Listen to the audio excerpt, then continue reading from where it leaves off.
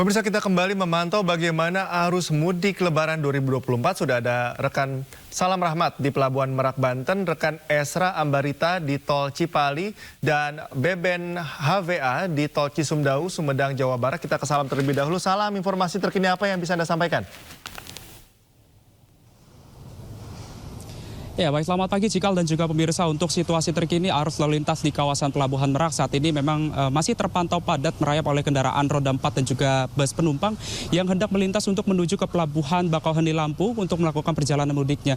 Tentu berbeda situasinya kalau kita bandingkan begitu Cikal dan juga pemirsa pada hari kemarin, yang memang pada hari kemarin ini merupakan titik awal dari adanya peningkatan jumlah volume kendaraan. Sementara untuk hari ini dan juga hari esok ini diprediksi akan menjadi puncak arus mudik Lebaran 2024 di Pelabuhan Merak. Dan untuk mengetahui informasi terkini juga Cikal dan juga pemirsa, kami akan mengajak Anda untuk berbincang bersama dengan Dirlantas Polda Banten bersama dengan Kombes Pol Leganek. Pak, informasi apa Pak yang bisa disampaikan Pak? Karena kami dengar juga dari informasi sejumlah penumpang ini mereka mengaku sudah mengalami kemacetan yang cukup panjang di exit tol Merak begitu Pak. Saat ini kondisinya seperti apa Pak? Baik, untuk saat ini kondisi sudah landai. Tadi sempat ada kepadatan kurang lebih 1 km menjelang exit tol.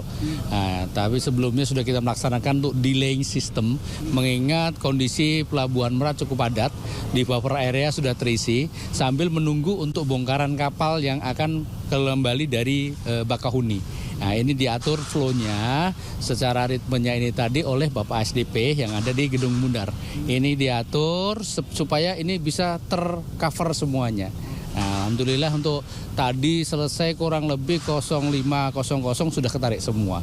Puncaknya di jam 03.00 tadi, dan ini sudah mulai menurun. Traffic mulai naik dari jam 11 mulai sampai ke jam 02.00. Demikian Mas. Oke. Pak, berarti kan ini informasinya berarti untuk situasi kondisinya masih sudah terbilang cukup lancar begitu sejak pukul 3 pagi tadi. Lalu untuk skema dari delaying system itu dimulai dari titik mana dan juga hingga titik mana Pak sebenarnya? Oh baik, terima kasih. Untuk delaying system yang diberlakukan, kemarin sudah kita simulasikan sebelumnya pada tahap persiapan. Kita awali dari gerbang tol Cikupa, ya, begitu masuk untuk wilayah Polda Banten. Dari gate Cikupa akan dilaksanakan delay system di rest area. Dari rest area 43, kemudian rest area 68, dan kemudian dari gate Cikupa. Delaying system ini berfungsi satu, daripada menunggu di dalam tol, akan lebih baik menunggu di rest area tersebut sambil habiskan untuk kantong parkir yang ada di gerbang tol Merak ini tadi. Nah, ini akan berlangsung secara situasional melihat situasi yang ada di Merak. Apabila karena rasa kapasitas yang ada di pelabuhan ini mencukupi, akan langsung ditarik ke Pelabuhan Merak ini tadi. Demikian. Oke. Pak, ini kan untuk fluktuasinya Pak, peningkatan jumlah volume kendaraan mengingat hari ini dan juga hari esok ini menjadi puncak arus mudik Pak. Untuk di hari ini perkiraan akan terjadi fluktuasi atau peningkatan jumlah volume kendaraan di jam berapa Pak? Baik, kita perkirakan tadi malam itu setelah sholat taraweh itu mulai naik sampai dari mulai jam 11 sampai jam 3 pagi tadi. Nah, habis itu mulai menurun. Dan ini ritmenya mungkin sampai akan meningkat terus sampai di 2 hari ke depan ini tadi. Dan memang sesuai dengan prediksi awal di tanggal 6 dan tanggal 7 ini akan merupakan puncak daripada arus mudik.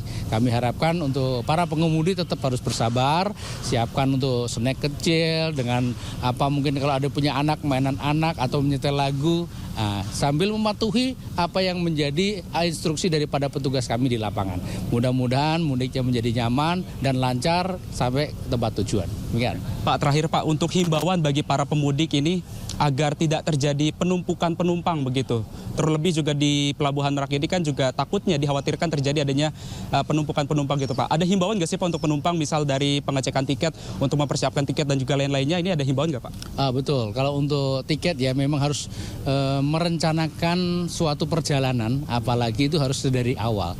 Kalau untuk mulai dari persiapan dirinya dan keluarganya yang dibawa, kemudian fisiknya kan harus kuat, mungkin harus staminanya, kemudian siapkan juga kendaraannya. Setelah siapkan kendaraannya, dicek dong bagaimana tekanan bannya, wipernya diisi, radiatornya diisi, kemudian rencanakan juga rutenya kapan melewati di mana. Nah, untuk tiketing bisa dibeli jauh-jauh hari, dan hari ini kan sudah Kita tahu puncak itu gara-gara ada jumlah tiket yang cukup signifikan yang dibeli di Verizi ya, dari punya rekan SDP ini tadi cukup naik pada tanggal 6 dan tanggal 7 ini tadi. Sehingga rekan-rekan yang akan mudik itu tadi dihimbau merencanakan rutenya mau lewat mana, kapan, sehingga akan tahu kita belok kemana dan lain sebagainya. Tapi jangan segan kalau memang itu memerlukan bantuan, Anda tidak tahu di mana lokasi, silahkan tanya petugas yang terdekat.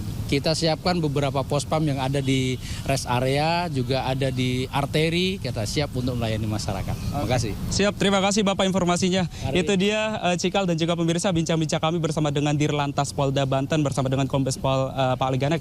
Begitu, di mana dapat kami informasikan juga kalau kami bisa gambarkan kepada Anda Cikal dan juga pemirsa bahwa kalau kita lihat di layar kaca di belakang saya ini memang sudah kosong karena baru saja dari pihak SDP ini sudah menghimbau dan juga untuk memasukkan mobil-mobil yang sudah antri di belakang saya tadi untuk masuk ke dalam kapal untuk nantinya akan diberangkatkan menuju ke Pelabuhan Bakauheni Lampung. Sementara di bagian sampingnya ini masih menunggu giliran. Cikal.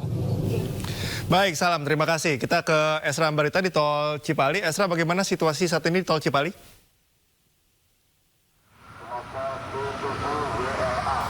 Ya, Cikal dan juga pemirsa dapat kami informasikan dari titik saya mengabarkan di Tol Cipali, tepatnya di kilometer 102, bahwa di tempat saya mengabarkan ini volume kendaraan terus mengalami peningkatan seiring dengan hari Lebaran yang sudah mendekati harinya. Karena kalau kita menukil informasi dari pemerintah, ini diperkirakan atau diprediksi Lebaran ataupun menjelang Lebaran, prediksi untuk tingkat puncak arus mudik maksud kami, ini akan bertepatan pada tanggal 5 hingga nanti 7 April mendatang. Sesekali di belakang saya ini kerap kali masih terjadi ketersendatan, namun tetap berjalan lancar seiring dengan petugas yang terus berusaha atau berupaya untuk mengurai kemacetan di titik saya mengabarkan. Tapi kalau kami perhatikan ada beberapa faktor mengapa kerap kali ketersendatan ini timbul di tempat saya mengabarkan. Yakni yang pertama adalah ini berdekatan dengan rest area, sehingga banyak para yang memanfaatkan sejumlah rest area untuk berhenti, sehingga beberapa jalur ataupun jalan yang mengarah Tol Cipali ini sempat mengalami ketersendatan. Kemudian yang kedua adalah terjadinya penyempitan yang mana dari 3 jalur menjadi 2 jalur.